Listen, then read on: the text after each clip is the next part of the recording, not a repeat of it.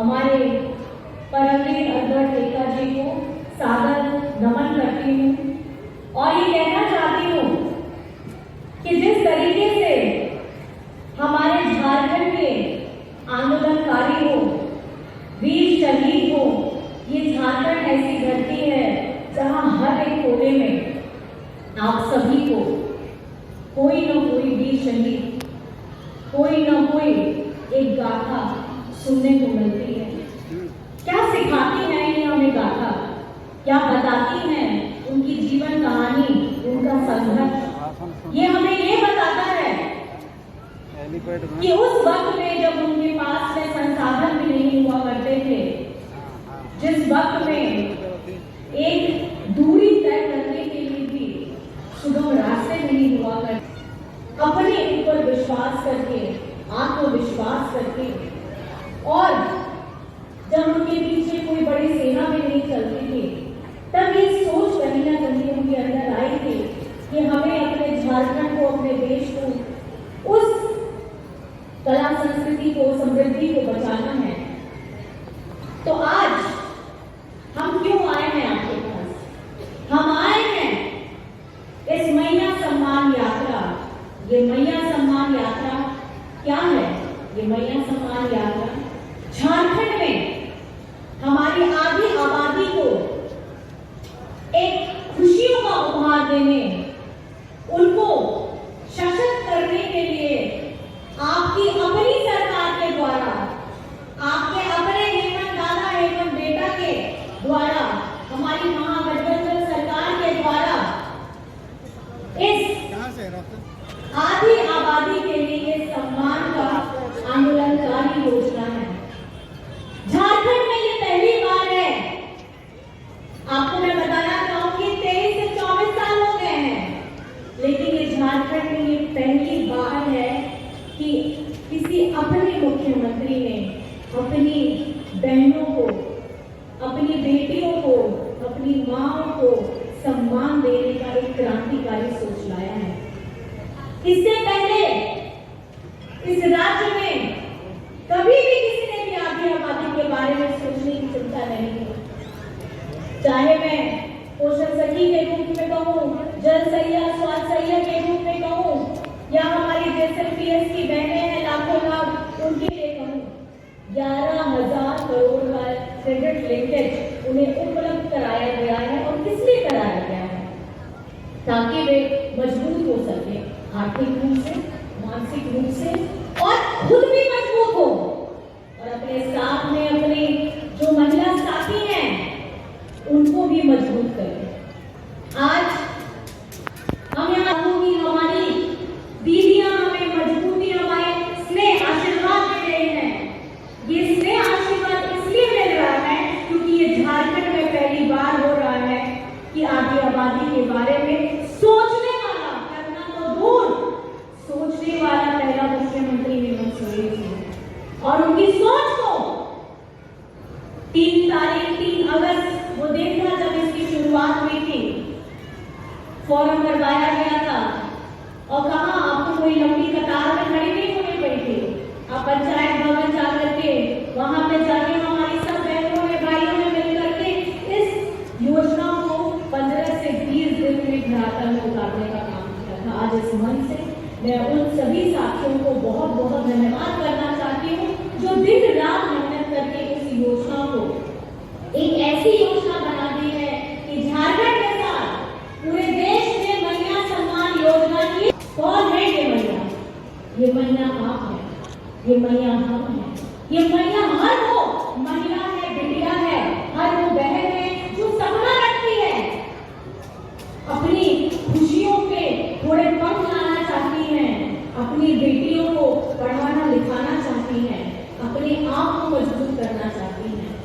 आपको मैं बताना चाहूंगी, हमारी सरकार, झारखंडी सरकार, आपकी अपनी अगुआ सरकार ने जिस तरीके से बच्चों की शिक्षा के लिए कार्यक्रम किए हैं, ये कार्यक्रम क्या है? हमारी सावित्रीबाई फुले योजना।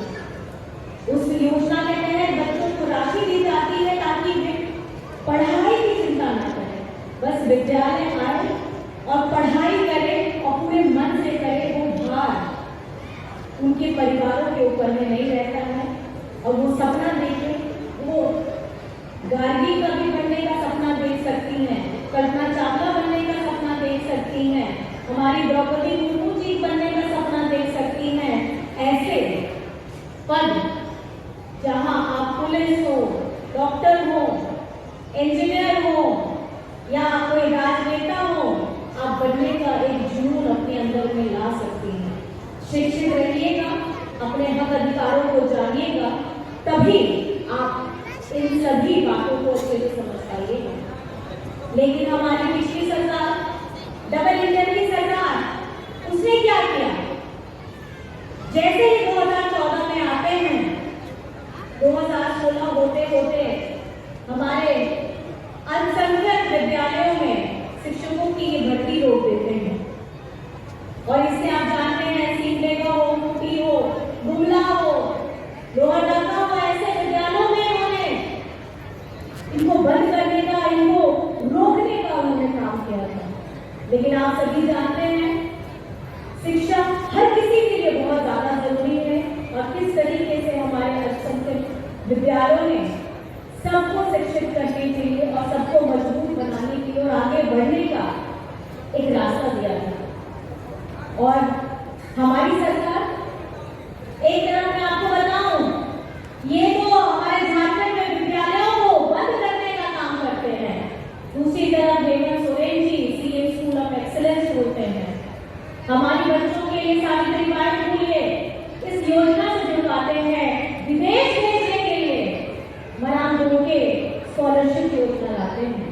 एक तरफ में बीजेपी वाले हमारे यहाँ का झारखंड का अगवा आवास, जिसको आज हम गर्व से कहते हैं, ये अपनी योजना लेकर के आते हैं और उस योजना में झारखंड में जो उनको आवास बनाने थे उसका पैसा ले जाकर के बीजेपी शासित राज्यों में दे देते हैं।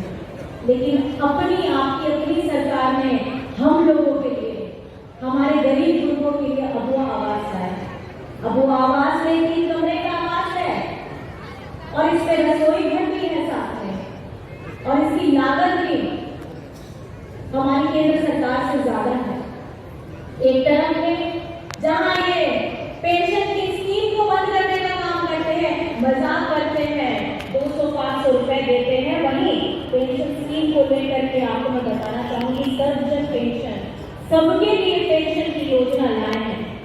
कौन सोच रहा है? ये सोच रहे हैं आपके दादा, ये सोच रहे हैं आपके बेटा, ये सोच रहे हैं हमारे झारखंड के यशस्वी मुख्यमंत्री हेमंत सोरेन। आज जिस तरीके से हम लगातार आगे अपनी लड़ाई को बढ़ाते हुए चल रहे हैं, चाहे हमारे हक का 1,36,000 करोड़ अपने राज्य में उजाला करते हैं, हमारे झारखंड को ये लोग अंधेरे में डालने का काम कर रहे हैं। बहुत बहुत धन्यवाद है, क्योंकि ये लड़ाई अभी भी निरंतर चल रही है और इसको डट करके लड़ना है। ये झारखंड है, ये झारखंड में आपकी जुमले वाली बातें यहाँ नहीं चलेंगे। ये झारखंड में, ये झारखंड की सरकार जितनी, झारखंड में तो आजकल पीआईएल का कुछ ज्यादा ही बोलबाला चल रहा है।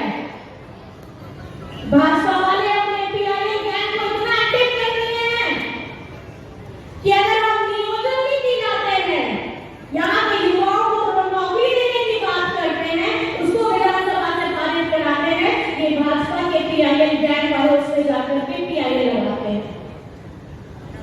और उसी तरीके से अगर झारखंड में मुख्यमंत्री महिला सम्मान योजना शुरू हुई है, तो इनके पीआईएल गैंग जाकर के फिर से उसमें पीआईएल लगाते हैं।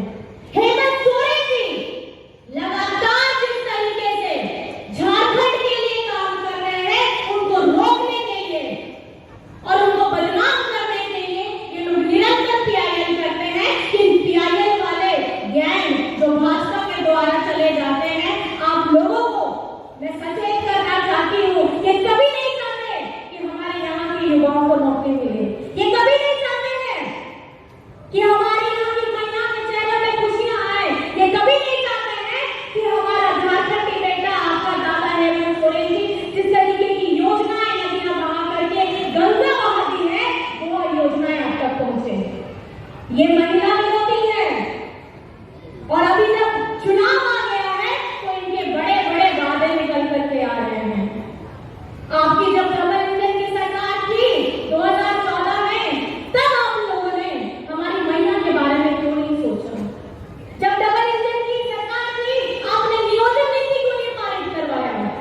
जब डबल इंजन की सरकार थी, आपने आरक्षण के बारे में बात क्यों नहीं की? पिछड़ों का आरक्षण आप 27 से घटा करके 14 करते हैं। और आपकी जब झारखंड में पहली बार सरकार बनती है, जब झारखंड बना था, तब वो 14 आप ही लोगों ने ही किया था, भाजपा वालों ने ही किया था। तो ये जवाब देना, ये सवाल जरूर पूछेगा अगर कोई भाजपा वाला आपके सामने में आता है।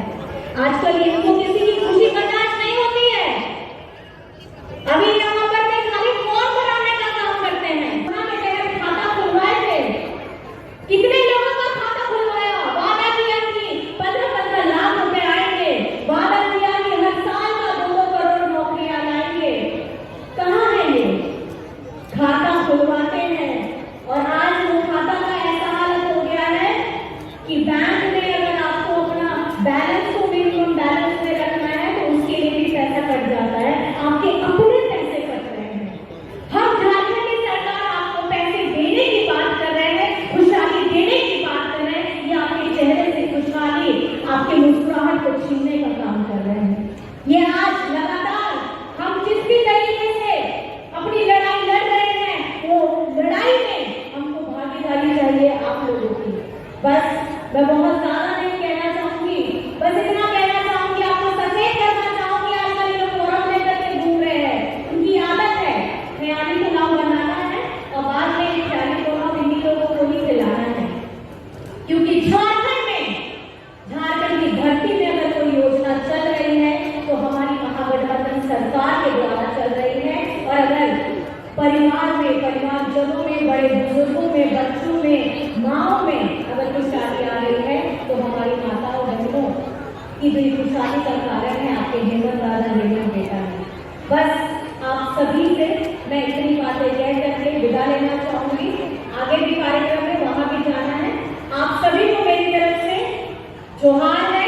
जय हिंद, जय झारखंड।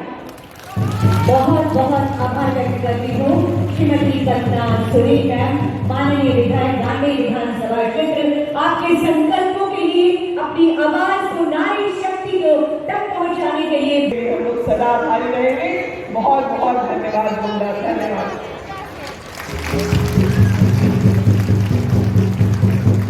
बहुत बहुत आभार व्यक्त करती हूँ माननीय मंत्री महोदया का आपके विचारों के लिए। हमारी सरकार के जो प्रयास हैं वो कभी थमेंगे, जिसे आपने बताया कि आइए मिलकर अपने आप को आगे बढ़ाएं, झारखंड को आगे बढ़ाएं। बहुत बहुत आभार व्यक्त करती हूँ माननीय मंत्री श्रीमती देवी जी का, बहुत आभार व्यक्त करती हूँ माननीय मंत्री श्रीमती दीपिका पांडे सिंह मैम का, बहुत आभार व्यक्त करती हूँ माननीय विधायक कल्पना सुरेश मैम का, बहुत आभार व्यक्त करती हूँ विधायक भूषण सिंह जी का, बहुत आभार व्यक्त करती हूँ हमारे विधायक श्री जिला सुसारण जी का, और साथ ही बहुत बहुत आभार आप इसी